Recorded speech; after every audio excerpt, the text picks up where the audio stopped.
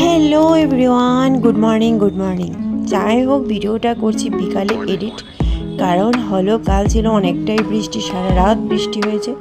মাঝখানে একটু ছেঁক দিয়েছিল, চলে গেলাম বাজারে গিয়ে দেখি শুটকি আর মাছের দোকান বন্ধ। চলে গেলাম আরেকটা মাছ বাজারে, গিয়ে পেলাম একটা লোকাল নলা, বলতে এটা হলো কার্পু মাছের নলা।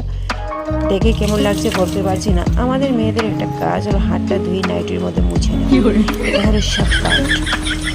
যা, মাছগুলোকে ভেজে নিলাম, ভেজে কিন্তু এর মধ্যে মাছ তরকারিটা আমরা বসিয়ে দেবো, বলে সবজিটা বসিয়ে দেবো। পেঁয়াজটা কষিয়ে নিয়েছি, মশলাটা গ্রাইন্ড করে নিয়েছি, তো টমেটো পেস্ট দিয়েছি, জিরে সামথিং লাইট ঝোলটাও দিয়ে দিলাম, সুন্দর কালারটা এসেছে।